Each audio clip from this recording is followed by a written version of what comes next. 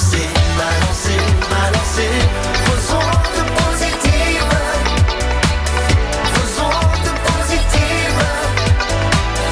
Faisons de positive. Bonjour, j'espère que vous allez bien. Voici le 15e épisode de Balancer vos ondes positives. Autour de la table, 3 femmes, Nathalie Gély, Sabine Van de Broek, Valérie Malice, et 3 hommes, Rodrigo Benkens, Édouard Mondron, et le retour d'une voix que vous aviez l'habitude d'entendre dans la première saison de VOP, celle de Vince Canté, très engagé dans son média Limite. Pour ceux qui ne connaissent pas Limite, c'est une plateforme média qui a pour vocation de vulgariser la science du climat et des limites planétaires. Donc on parle de biodiversité, on parle d'économie aussi, de finances, et on essaie de rendre ça accessible à monsieur même tout le monde. Et donc Limite, c'est vrai que ça a été lancé là début 2022, fin 2021. Beaucoup en underdogs, comme on dit dans mon jargon un peu hip-hop, c'est-à-dire juste comme des gens passionnés qui travaillent sans spécialement attendre quelque chose, mais juste se donnent à fond. Et donc après pas mal de nuits de travail intensif, bah c'est super cool. On a on a créé une communauté, 70 000 abonnés aujourd'hui sur YouTube. Bravo. Et merci, c'est gentil. Puis on reçoit des prix, on est nominé pour des meilleures vidéos sur tel et tel sujet en France. Ça fait vachement plaisir. Et puis surtout, je crois qu'il fait le plus plaisir, c'est qu'on a 3 salariés chez Limite, et ça c'est vraiment le truc auquel je m'attendais absolument pas. Donc tu es patron. Nos limites. Je suis patron, effectivement, et je gagne moins que c'est devenu nos limites, et je gagne moins que mes salariés. Mais comme tous les patrons. Ah bon, t'as vu le CAC 40? Mais en tout cas voilà, c'est un vrai plaisir, un vrai bonheur, et abonnez-vous, ça fait toujours plaisir, et merci Marc de nous laisser l'opportunité d'en parler. Mais c'est normal. Et donc Vince, tu vas ouvrir le bal aujourd'hui avec un mot que tu as choisi, le mot déclassement. Ah ouais, j'adore, parce qu'il m'a envoyé ça, genre c'est quoi ton mot? Il m'a envoyé par message, et moi je sais pas, j'ai un mot qui m'a pop tout d'un coup, c'est déclassement, parce que c'est un mot que j'entends beaucoup ces temps-ci, que j'ai beaucoup abordé dans mes thématiques. Alors j'ai vite fait demander là, avant qu'on démarre l'enregistrement, à ChatGPT, ce que pour lui était le déclassement. Attention, il peut commettre des erreurs. Alors j'ai pris la version 4, donc cette fois-ci il commet moins d'erreurs.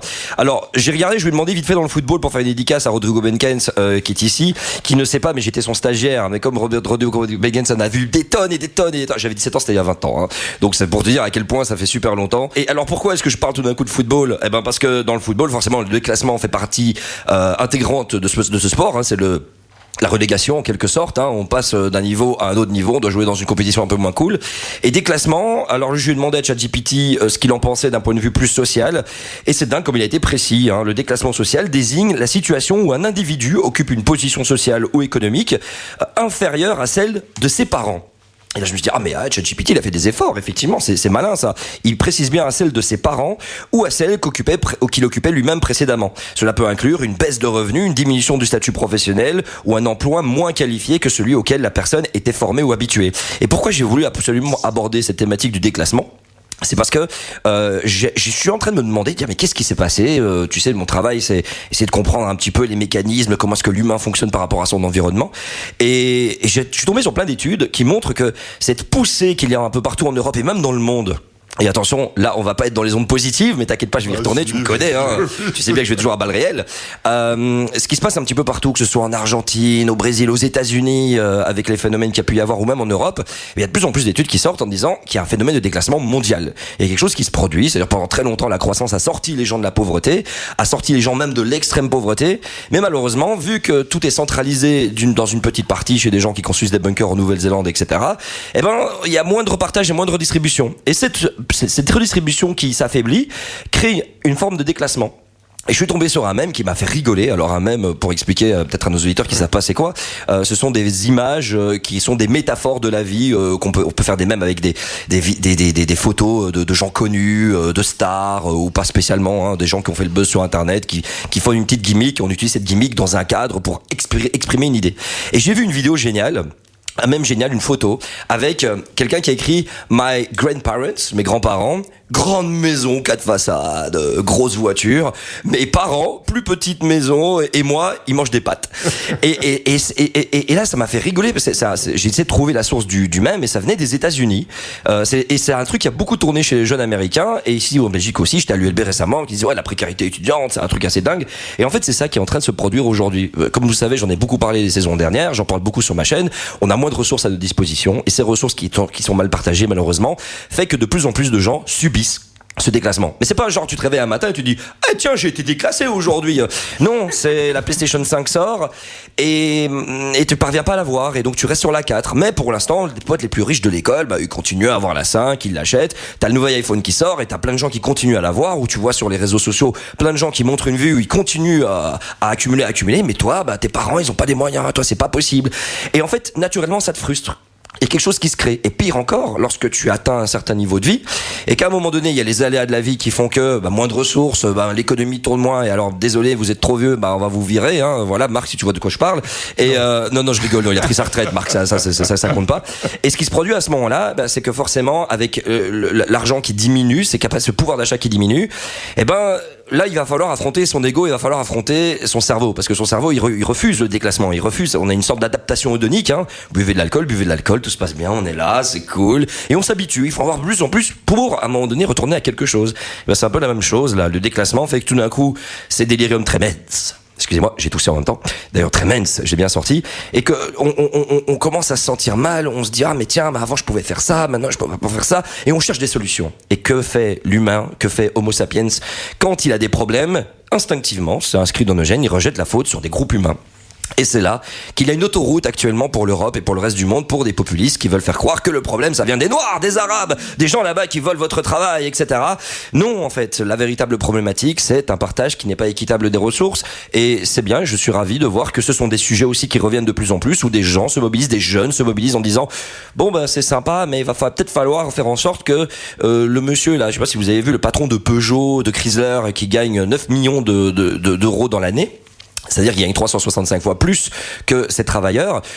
Si on est capable, tout doucement mais sûrement, puisqu'on a moins de ressources et que c'est inévitable, de faire comprendre au patron, écoute patron, fais comme le patron Marc Vossen, ou fais comme Vince qui se paye moins que ses employés, ça va peut-être permettre d'éviter une forme de déclassement et aussi d'éviter d'avoir les bruits de bottes qui viennent remplacer nos démocratie, nous ramener à des heures un peu pas cool de l'histoire.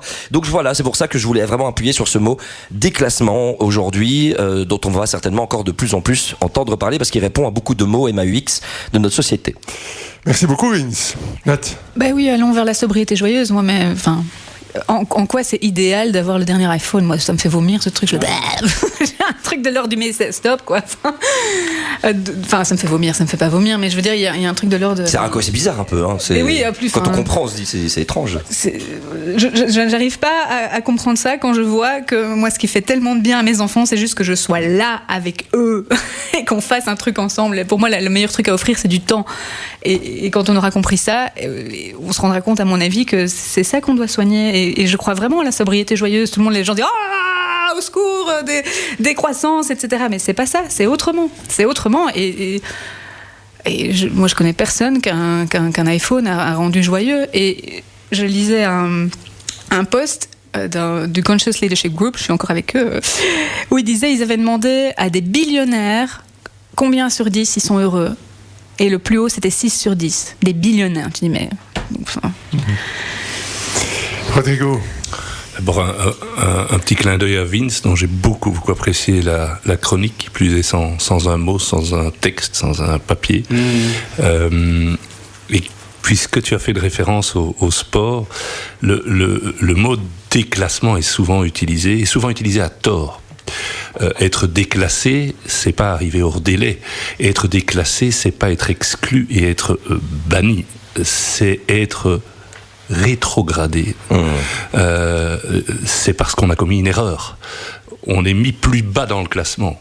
Quand on sort du classement, on est relégué dans le langage, en tout cas sportif.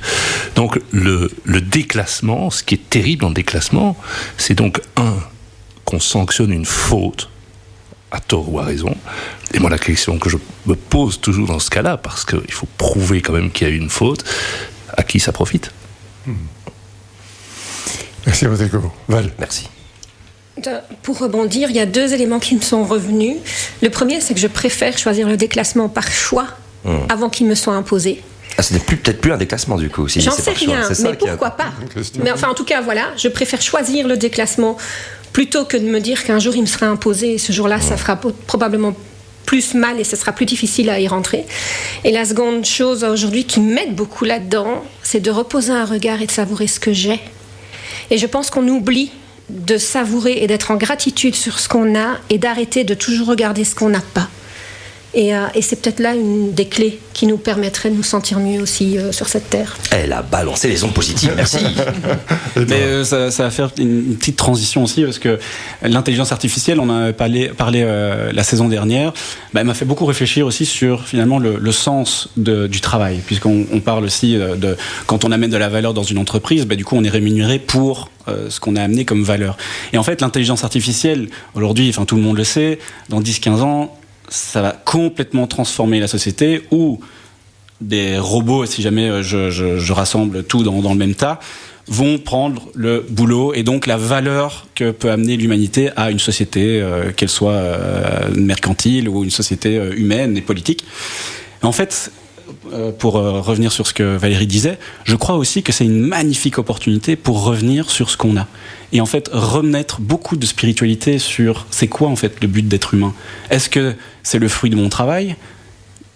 Ou est-ce que c'est quelque chose de bien plus grand, et donc du coup je contribue à la société. Et contribuer à la société, c'est peut-être, et pour moi j'en suis sûr, c'est cultiver mes légumes et, comme disait Nathalie, poser un regard sur mes enfants et prendre le temps d'être là, présent à l'essentiel face à la nature qui est la vie. C'est le surclassement du cœur, ça, j'aime bien. Ouais, merci Eva. Tu voulais dire quelque chose, Sam ? Oui, déjà je trouve que c'est une notion très subjective, parce qu'en fait quelqu'un peut se sentir très vite déclassé et une autre personne pas du tout. Et j'ai juste envie d'ajouter que les extrêmes ne sont jamais bons. Donc dans un sens comme dans l'autre, soyons prudents avec les extrêmes. Oui, merci beaucoup Sab. Et moi je rajouterais qu'en tant que rentier, je me suis senti, je me sens parfois déclassé. J'ai créé une société pour obtenir un compte, un numéro de compte en banque, dans une banque où je suis depuis 45 ans. Ils ont mis 1 mois pour accepter de me donner un numéro de compte en banque, parce que j'ai l'âge que j'ai. Et donc ça fait partie de ce déclassement aussi. Cela étant, vivant ça, je le vis plutôt bien, parce que j'ai de la chance, j'ai tout ce qu'il faut, j'ai un toit, j'ai de la nourriture, j'ai des gens que j'aime et qui m'aiment. Et je reviendrai sur une phrase de Saint-Augustin, le bonheur, c'est de continuer à désirer ce qu'on a déjà, pour ceux qui ont déjà quelque chose. Et donc aujourd'hui, je pense qu'effectivement, c'est très subjectif le déclassement. Tout le monde peut, même si on est billionnaire, ce que je ne suis pas. C'est donc ça. Parce que si tu l'avais pas, franchement, qu'est-ce que je fais ici, hein ? On peut se sentir déclassé d'une manière ou d'une autre, à un niveau déclassé en amour, déclassé socialement, déclassé physiquement. En honorabilité. Absolument. Et donc, merci de ce mot qui regarde un peu ce que ça génère quand même, et je pense qu'on n'a pas fini d'en parler. Merci beaucoup, Vince. Merci, avec plaisir. C'est la classe. Et vous allez voir qu'en fait, ce que Édouard va évoquer maintenant, le mot qu'il va évoquer, n'est pas totalement éloigné de ce qu'on vient de dire par rapport au déclassement, parce que le mot, c'est case. Édouard, c'est à toi. Petite question avant de commencer, qui parmi vous ici est casé ? Non. Je vais prendre le premier sens qui me vient à la tête, à l'esprit. Casé, oui. Bon, du coup, la majorité, apparemment. J'imagine que pour certains ici autour de la table, c'est une chance incroyable. Pour d'autres qui écoutent, avouez-le. Disons challengeant. Vous savez quoi ? À mon sens, nous sommes tous casés, d'une façon ou d'une autre, par les autres.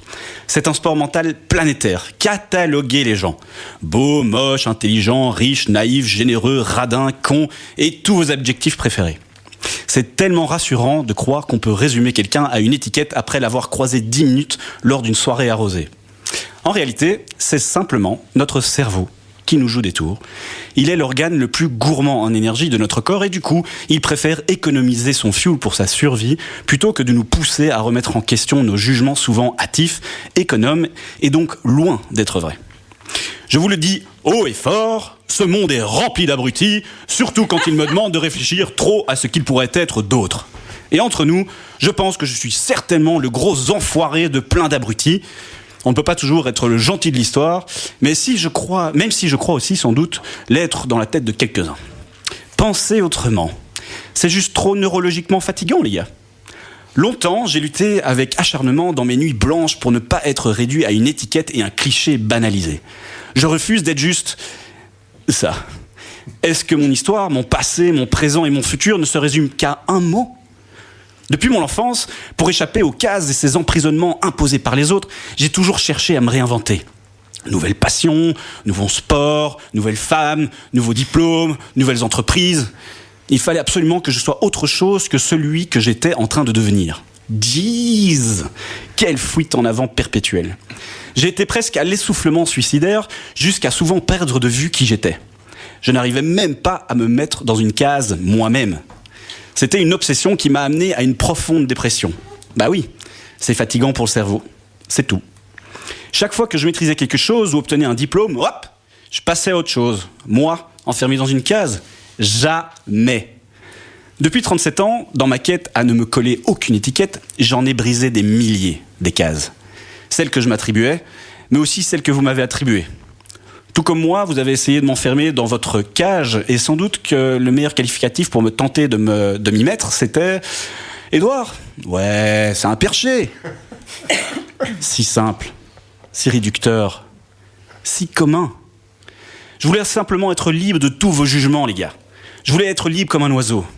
Quelle illusion arrogant que j'étais. J'ai pris du temps, mais j'ai compris que je ne le serais jamais vraiment libre. Et que mon plus grand juge à m'emprisonner dans une case, c'était surtout moi-même.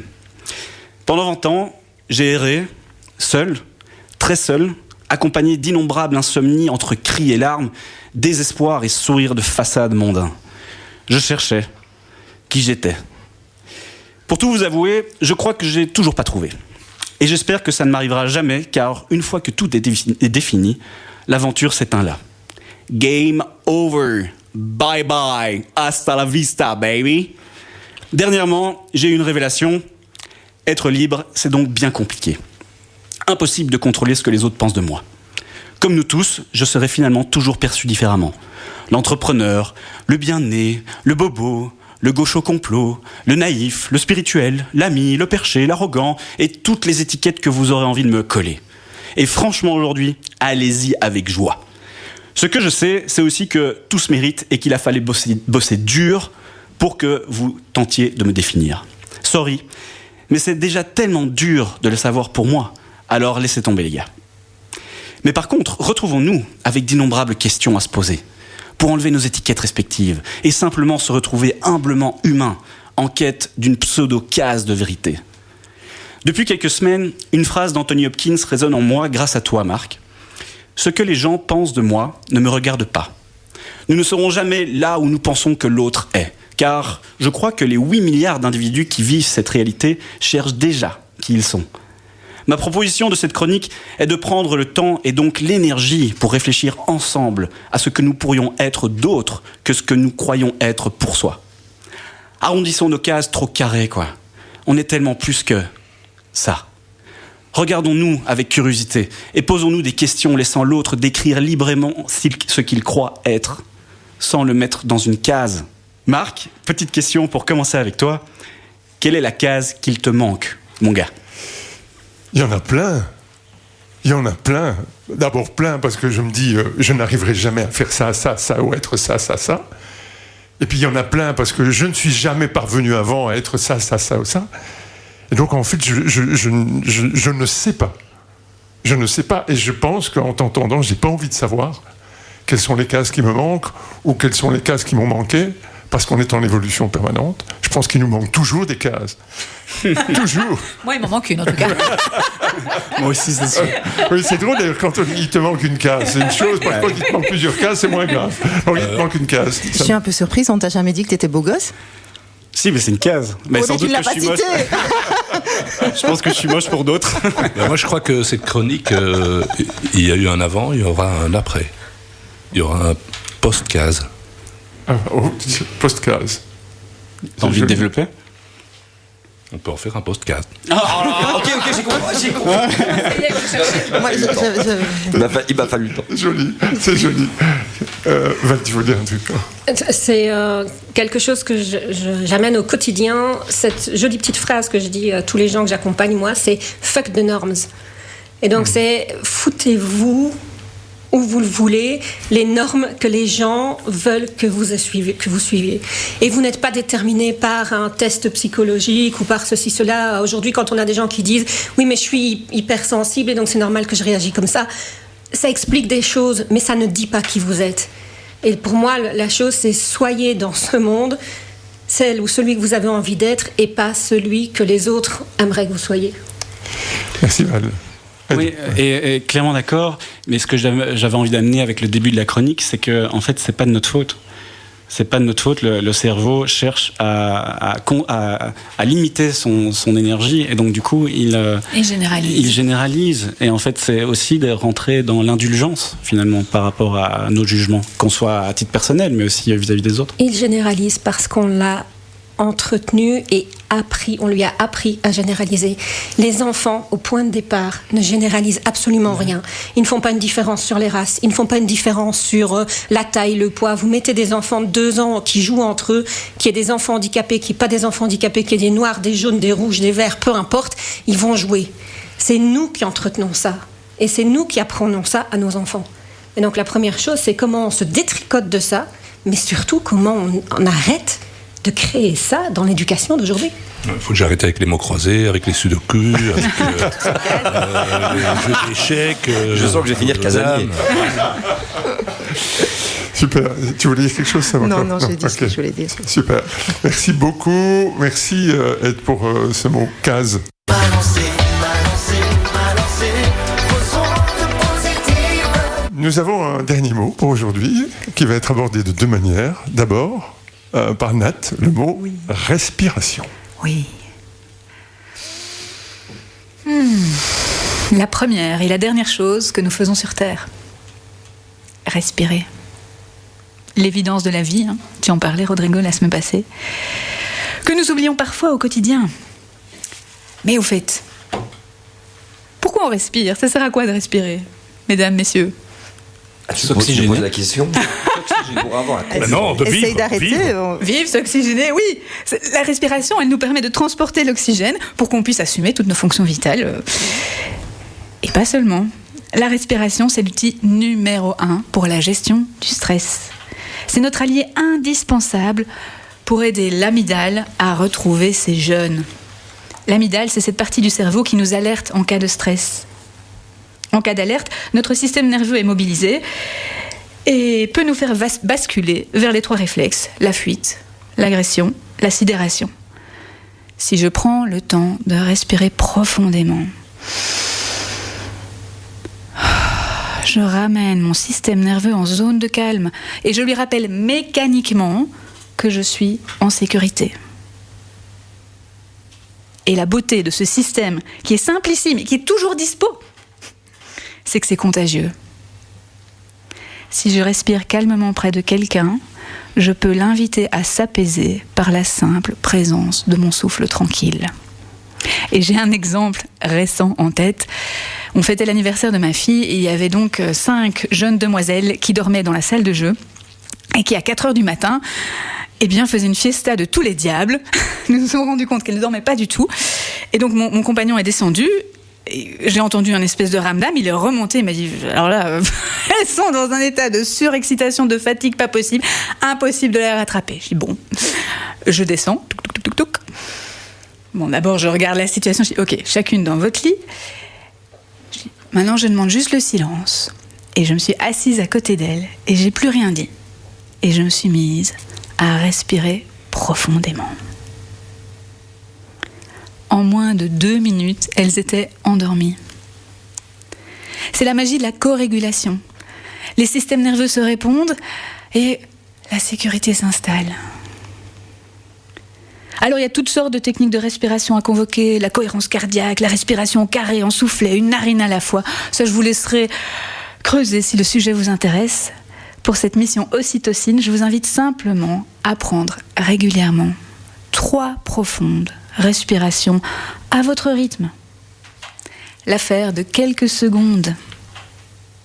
À vivre seul, accompagné ou en accompagnant. À renouveler si l'expérience vous plaît.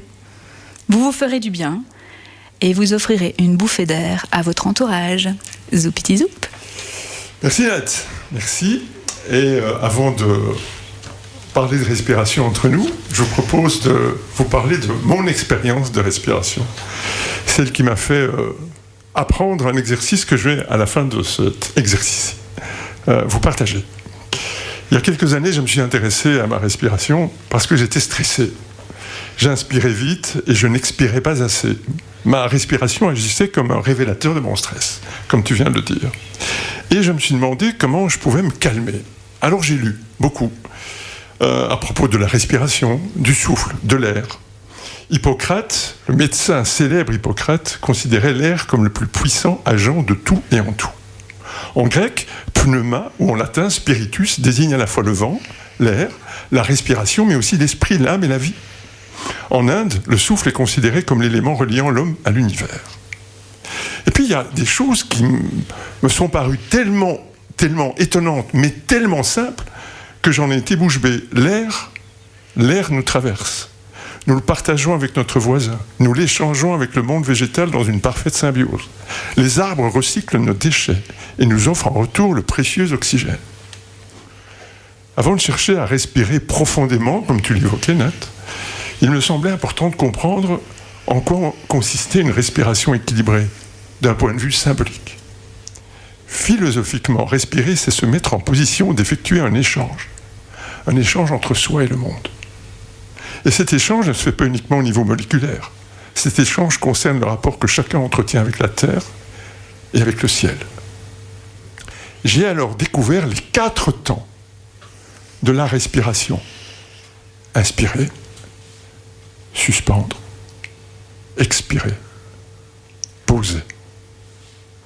4 phases qui se retrouvent dans nos cycles naturels. Le printemps, ou la lune ascendante, pour l'inspiration. L'été, ou la pleine lune, pour la suspension. L'automne, ou la lune descendante, pour l'expiration. L'hiver, ou la nouvelle lune, pour le repos. J'inspire, je suspends, j'expire, je me repose. Il faut respirer profondément, dit-on en Inde, où l'on a érigé l'art de la respiration en véritable philosophie de vie. D'après la pensée indienne, écoutez bien, on disposerait à la naissance d'un certain nombre de respirations. Étirer le souffle en inspirant et en expirant le plus lentement possible permettrait de vivre plus longtemps. En temps normal, est-ce que vous savez combien de fois on respire par minute? En temps normal. Entre 40 et 60, ça dépend. Par minute. Par minute? Non. C'est beaucoup. C'est beaucoup. 15 fois. 15 fois. Oui. 15 fois, ce qui nous fait quand même 20 000 fois par jour. Ce sont des pratiques reconnues qui vont nous inviter à diminuer ce tempo. Moi, j'ai appris à ne respirer, à certains moments de la journée, que 2 respirations par minute. Je vais vous expliquer comment. C'est la technique de yoga Savitri Pranama. Vous repartez des 4 temps de respiration. Inspiration, suspension, expiration, repos. Écoutez bien, les temps de suspension et de repos durent à chaque fois la moitié du temps de l'inspiration et l'expiration. Écoutez bien. Vous commencez par 2-1, 2-1. Vous comptez 2 secondes pour l'inspiration, 1 pour la suspension, 2 pour l'expiration, 1 pour le repos. Très vite, vous passerez à 4-2, 4-2, 6-3, 6-3, 8-4, 8-4. Et à 8-4, 8-4, vous comptez donc 8 pour l'inspiration, 4 pour la suspension, 8 pour l'expiration, 4 pour le repos. À ce rythme, mesdames, messieurs, selon le Savitri Pranayama, vous êtes en parfaite harmonie avec les cellules de votre corps. Mais attention, chacun son rythme. Chacun son rythme. Ne jamais respirer au-delà de sa capacité. Qu'est-ce qui se passe si on inspire plus que sa capacité? Si vous y allez progressivement, vous arriverez à le faire sans forcer. Votre capacité à ralentir votre rythme va progresser. Aujourd'hui, je vais jusqu'à 16-8, 16-8. Wow. 48 secondes pour une respiration. Toujours par palier. J'y vais pas de suite. Je commence par 2-1, 2-1 et j'arrive à 16-8, 16-8. Cette technique est issue notamment du livre L'art de respirer du docteur Dominique Longchamp. D'autres respirations, d'autres techniques existent, évidemment. Mais si vous ne l'avez pas encore fait, faites-le. Apprenez à respirer. Apprenez à respirer longuement. Vous l'avez entendu, pour les hindous, vous vivrez plus longtemps. Ça permet de réduire le stress, la tension artérielle. Je vous invite vraiment à pratiquer ces respirations comme Nat vient de vous le dire à plusieurs moments de la journée. Vous en retirerez, je vous jure, des bénéfices insoupçonnés. Si je peux savoir, Sap, quel est ton système? J'inspire, j'expire le plus longtemps possible. Ok. En mettant du son. Comme ça, je travaille aussi sur le volume de la voix. Ok, très bien, merci. Nat, c'est ton habitude? Moi, exercice bioénergétique tous les jours. Et alors, dès que j'en sens le besoin, je me pose, je me dépose, je me repose. Donc, je fais des respirations en prenant le temps et en sentant ce qui se passe à l'intérieur. Merci. Ed? En fait, c'est quand je me sens stressé. Du coup, avoir la conscience qu'à un moment je suis stressé, c'est aussi très subjectif. Mais c'est de ressentir mon cœur, en fait. Donc, je le fais moins avec ce côté un peu trop, enfin, qui me semble trop formel. C'est d'écouter mon cœur et de me dire que, waouh, il est là, quoi. Et c'est la première chose qui existe dans l'être humain, d'ailleurs au niveau du fœtus. Vince? Ouf, longue histoire. C'était un jeu quand j'étais petit et ça a commencé au Sénégal. Il y avait une piscine et je sais que j'étais tout le temps dans cette piscine et je voulais faire de l'apnée. Je trouvais ça trop cool de rester longtemps dans l'eau et donc je m'entraînais à prendre ma respiration et me laisser aller. Et je comprenais que en arrivant à faire le peu de mouvement possible, je relâchais mon air aussi. C'est-à-dire qu'avant d'aller dans l'eau, parce qu'en fait c'est dur, quand on garde l'air dans les poumons, on flotte. Et donc j'arrêtais pas de mettre plus d'énergie pour essayer de me maintenir dans l'eau. Donc j'ai décidé à un moment donné d'utiliser une autre technique et je respirais à mon aise et de plus en plus je respirais lentement. Et je devais avoir 7-8 ans à ce moment-là. Et puis d'un coup, je relâche tout et je me laisse couler. Et jusqu'à 2 mètres de profondeur. Au début les oreilles c'était galère, mais après ça s'est bien passé. Et là vraiment on me disait de faire le signe OK parce qu'on s'inquiétait, on se demandait si ça allait bien. Donc j'avais appris de faire le signe OK. Et je pouvais rester là-bas longtemps. Et j'avais commencé vraiment, j'avais 8 ans, je me souviens en quelle année c'était. Et je me souviens qu'au début je tenais 20 secondes. Et à la fin des vacances je tenais mon record que je n'ai plus jamais fait de ma vie. Parce qu'après je commençais à courir et c'était autre chose. Là ma respiration est rentrée dans un autre type de temps. Et j'ai fait 3 minutes 14 sans respirer. Wow. Et en remontant, bouffée d'air et tout se passait bien. Ça allait bien, il n'y avait pas de problème. Et je me souvenais que j'avais réussi en faisant ça à littéralement en fait réduire mon rythme cardiaque. Parce que le cœur qui bat fait qu'on alimente plus les muscles et c'était génial. Et puis quand j'ai commencé à courir, là c'était différent. Là il me fallait gagner en endurance et donc là je me suis dit tiens, je me sens mieux quand je fais des longues respirations sur ma course plutôt qu'avant d'être essoufflé. En fait non, il faut oxygéner à son aise et donc tous les 8 pas, inspiration, expiration, tous les 8 pas. Au début c'était tous les 2 pas, tous les 4 pas.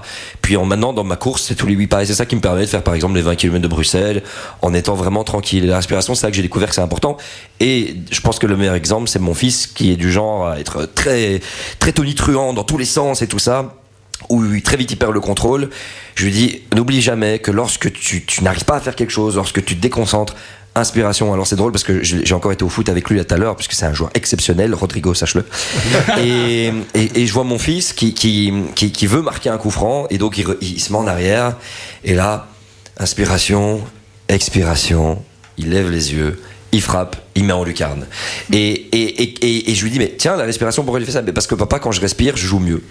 Alors que c'est donc à chaque fois, il reste dans ce processus-là. Donc il l'a acquis très jeune, j'espère qu'il va le garder longtemps, mais il n'y a rien à faire, et je le vois bien que son corps se relâche. Il est ancré, il est dans l'instant présent. Il ne stresse pas, et c'est ça qui est bien. Donc vraiment, merci d'avoir ouvert cette thématique. Ça m'a ramené à plein de choses. Merci. Oui, après une technique que je fais tous les matins, mais c'est Wim Hof qui est très connu aussi. Alors c'est une respiration beaucoup plus engagée, donc c'est vraiment respirer de manière très très active. 40 fois, donc c'est assez long.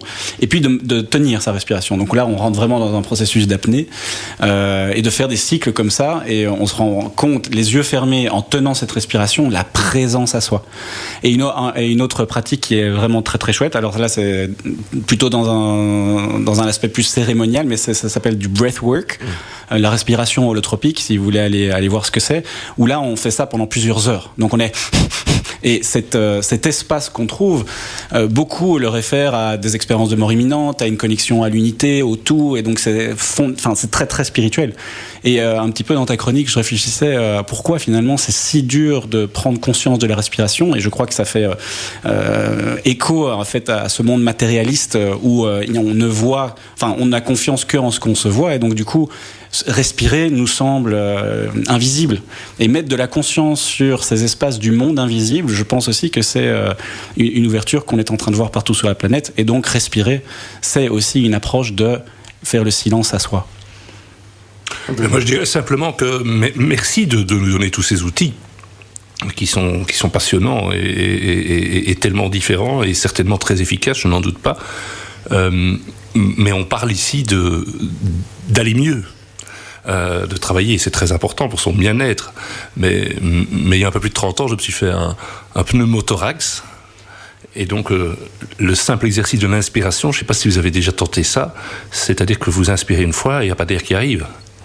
Vous inspirez une deuxième fois, il n'y a toujours pas d'air qui arrive. Donc là, on est dans un état de panique complet. Donc, et c'est là que la respiration a quelque chose d'abord de vital, et puis ensuite, certainement, qui peut diminuer notre stress. Mais n'oublions pas quand même que le plus important, c'est que quand on inspire, qu'il y ait de l'air qui arrive. Hein. Ouais. Ça paraît évident, mais... Non, mais... passer par un truc, je comprends, c'est... Waouh. Je viens de le dire. Là, t'es puissable. Oui, il y a cet aspect vital, et autant la respiration peut amener à plein d'endroits, autant moi j'aime aussi revenir à la base, comme tu le fais, Rodrigo, c'est de dire...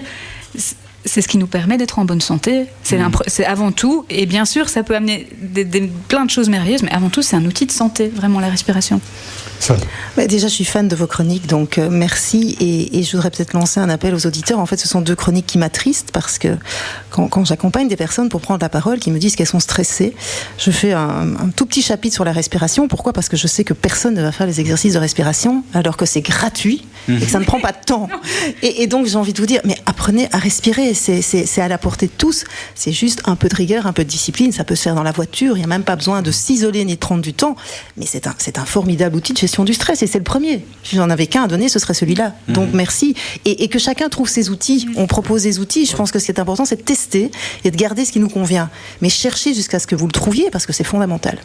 Merci, Sapal. Au-delà de la mécanique, mettez de la respiration dans vos vies. Ces moments de pause, ces moments où on est tout en haut aussi, au moment où on a fait l'inspire et où on est plein, et comment on le savoure, et les moments où à un moment donné on a tout donné ce qu'il fallait et qu'on a juste besoin de se poser pour mieux pouvoir repartir, posez-le aussi dans vos vies. La respiration, c'est pas juste l'aspect mécanique, c'est aussi comment on le met dans notre vie. Merci Val, merci à tous et à toutes. Nous avons un numéro qui était plein. Attends. J'ai pris une bonne respiration d'ailleurs. Maintenant on va respirer jusqu'à la semaine prochaine. Je vais dans ma case respirer. C'était très rapide. On n'a pas parlé de la case, la hutte. Allez, je vous embrasse, à plus tard, ciao. Bye bye. Ciao. C'est fini pour aujourd'hui. BVOP revient la semaine prochaine avec de nouveaux mots porteurs de réflexion et d'action. Pour ne rien rater de nos aventures, abonnez-vous sur Spotify ou sur YouTube, balancez vos ondes positives, ou suivez-nous sur Instagram, bvop.podcast, ou encore sur la page Balancez vos ondes positives sur Facebook. Et n'oubliez pas, même si la vie est complexe, balancez des ondes positives autour de vous. À la semaine prochaine. Oh,